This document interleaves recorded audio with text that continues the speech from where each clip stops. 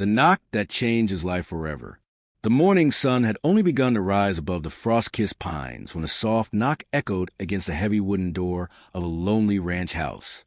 Samuel Harrow, a giant of a man with weathered skin and broad shoulders shaped by years of labor, had just stepped outside to breathe in the cold air of dawn. The world was still and quiet, the kind of silence where you could hear the whisper of wind brushing over the grass. But when he turned toward the sound, what he saw froze him where he stood. A little girl stood barefoot on the porch. Her face was streaked with dirt, her eyes wide with fear. A tattered orange dress clung to her small frame, and her lips trembled as though the weight of the world rested upon her chest. Then she spoke words that sliced the rancher's heart like a knife. "They beat my mama," she gasped, her voice shaking. "She's dying." Samuel's chest tightened. He had spent most of his life alone, burying himself in cattle work and the endless tending of the fields that stretched beyond the forest. He thought he had left the chaos of the world behind him.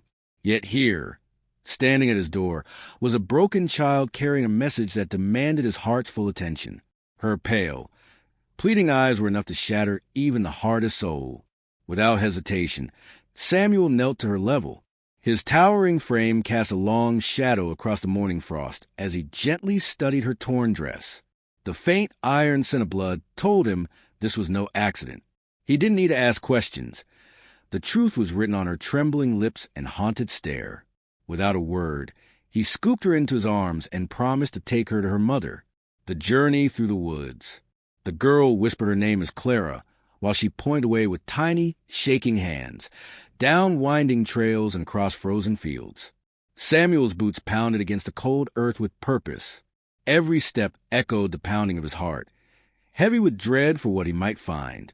The rancher, once hardened by solitude, now carried a fierce determination. He would not allow this child's cries to go unanswered. At last, they reached a small clearing.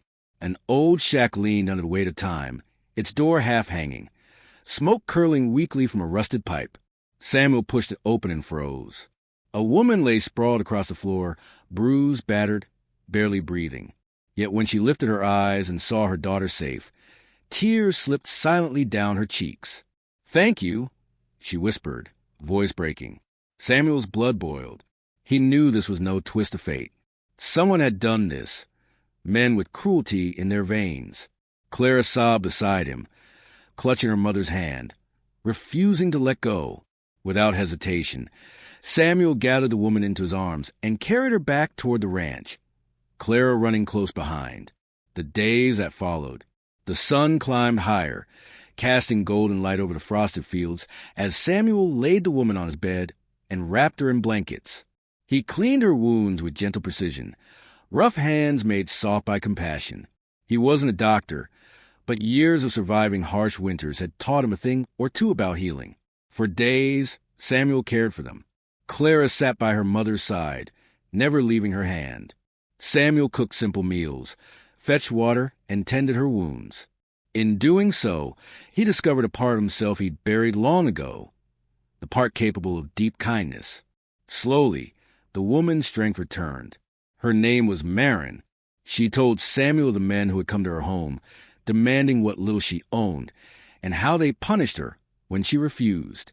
Clara had fled in desperation, praying for someone, anyone, to help. By fate or grace, she had found Samuel, a new kind of home. Weeks passed. The once silent ranch was now alive with warmth and sound. Clara's laughter as she chased chickens in the yard, Marin's soft humming of lullabies, and Samuel's deep chuckle, a sound long forgotten even to himself. The ranch became more than land and labor. It became a home, not bound by blood, but by care, trust, and unspoken promises. But peace rarely lasts untested. Word spread that Samuel was harboring a woman and her child.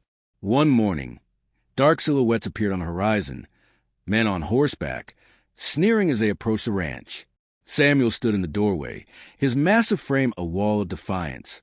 Behind him, Marin and Clara clung to each other, fear etched in their eyes.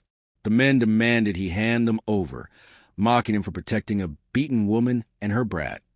Samuel's voice, deep and thunderous, cut through the morning air. "If you want to touch a hair on their heads," he growled, You'll have to go through me." The tension was heavy, the air thick enough to choke.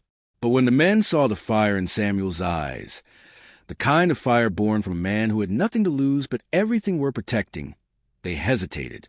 Cruel as they weren't fools. One by one, they turned their horses and rode off, cursing under their breath.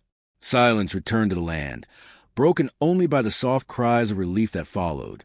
The family he never expected. As sunlight spilled across the fields, Samuel stood between Maren and Clara, their hands clasped in his. He had lived so long believing solitude was his fate. But now he understood. These two had brought light into his darkness. They had given him purpose. What began as a desperate knock on his door became the moment that changed his life forever. They weren't bound by blood, but by something stronger, by love, by compassion, by the courage to protect what truly mattered. And that was the miracle no one saw coming.